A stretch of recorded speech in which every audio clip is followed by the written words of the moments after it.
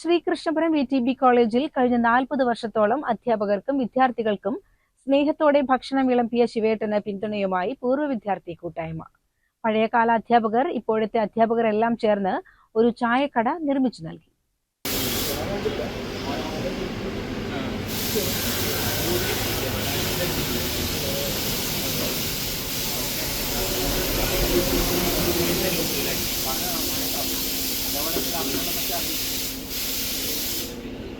വിദ്യാർത്ഥികളുടെ പ്രിയപ്പെട്ട അന്നദാതാവായിരുന്ന ശിവന് കോളേജിൽ നിന്ന് പഠിച്ചിറങ്ങിയവരും പഴയകാല അധ്യാപകരും ഇപ്പോഴത്തെ അധ്യാപകരും ചേർന്ന് ഒരു ചായക്കട നിർമ്മിച്ചു നൽകി.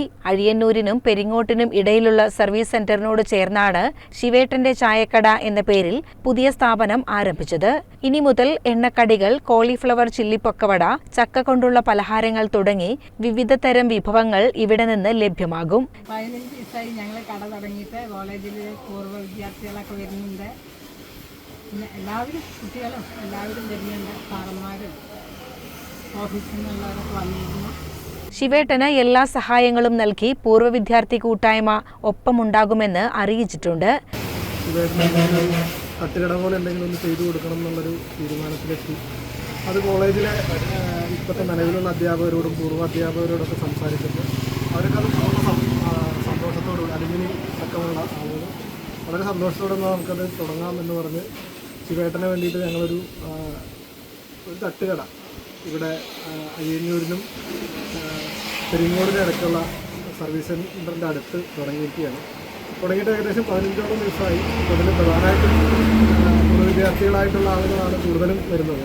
അത്തരത്തിലുള്ളൊരു കടയെ പൂർവ്വ വിദ്യാർത്ഥികൾ വന്നിരിക്കാനും സംസാരിക്കാനും പറ്റുന്ന, വൈകുന്നേരങ്ങൾ വന്നിരിക്കാൻ പറ്റുന്ന ഒരു കട പോലെയാണ്. നാട്ടുകാരുടെ സഹകരണങ്ങളും ഉണ്ട്, നാട്ടുകാരും വരുന്നുണ്ട്. ഇത് ശിവേട്ടന്റെ ജീവിതത്തിന് ഒരു പുതിയ വെളിച്ചം നൽകുന്ന ഉദ്യമമായി മാറി. ഇവിടെ നമ്മൾ സാധാരണയിലും വെച്ചിട്ട് കുറച്ച് വ്യത്യാസപ്പെട്ട് പറഞ്ഞു കഴിഞ്ഞാൽ ചക്ക ബോണ്ട, ചക്കയും കൊണ്ട് കച്ചായം പറയും, അങ്ങനത്തെ ബോണ്ടയും, അതേപോലെ തന്നെ മുട്ട ബജ്ജി, മുട്ട കുഴങ്ങിയത്, പിന്നെ കായ ബജ്ജി, പരിപ്പുവട, ഉഴുന്നുവട, പഴംപൊരി, അങ്ങനെയുള്ള സാധനങ്ങളൊക്കെയാണ്. പിന്നെ കുറച്ചുകൂടി ഒരു വ്യത്യാസമായിട്ട് നമ്മൾ തുടങ്ങണമെന്നുണ്ട്.